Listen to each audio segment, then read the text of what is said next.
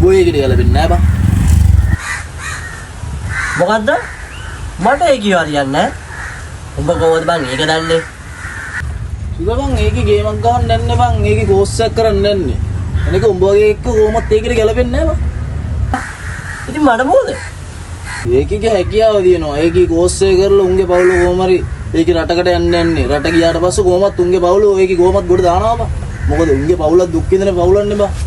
සැපගත්තු කෙල්ලෝ නෙමෙයි මචං. දුක් විඳපු කෙල්ලෝනේ. මේ උන්ට රස්සාවක් කරන්න යන්නේ කෝස් එක කරලා ඒක කොහොම රටකට පයින්නේ නැහැ. රටකට පැනලා කොහොම හරි ගේම ගහනවා. ඒක කොහොමත් ගේම ගහනවා බං. මට කියපන් උඹගේ හිනේ මොකද්ද කියපන් ඔබන්න.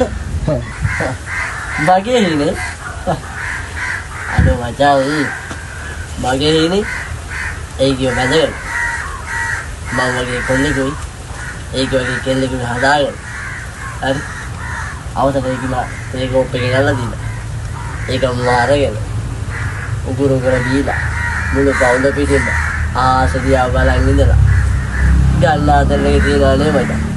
ඔය රට ගියා කියලා ඒව හම්බේද බං ඉරිදට ෂොට් එකක් දාන්න ගිහිල්ලා එහෙමනේ මචං ලයිෆ් එක ගත කරන්න ඕනේ.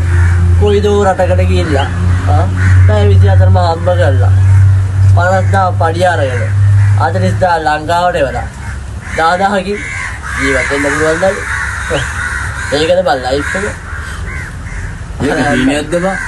නැත්තම් ඒක හීනයක් තමයි. කොහොමද බං? ඒක හීනයක් කියන්නේ ළමයි දෙන්නෙක් හදාගෙන අපි. බැඳලා ළමයි දෙන්නෙකුත් හදාගෙන මොකද්ද බං ඒ? හීනයක්ද ඒ? මේක අපන් හරි අන්න බලපන් අපේ දිලාව. උඹ දන්නවනේ මචං. ඌගේ කෑල්ලත් ඔය ටිකමයි කිව්වේ. නැද්ද? ඒක කිව්වා. පෝස්ට් එකට යනවා කිව්වා. ජොබ් එකට යනවා කිව්වා. තාමුගද්ද හෝටල් එකට යනවා කිව්වා. කීයක් දේවල් කිව්වද? අපේ දිලා ගියා. ලියුම දුන්නා. ඒකි ගත්තා.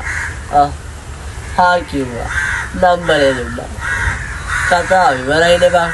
ඔය ඉන්නේ බං ළමයි දෙන්නෙක් එක්ක. බයිලානේ. අපි දන්නේ නැහැනේ බං. ඕගේ හිතාස මොකක් තියනවද කියන්නේ අපි දන්නවද?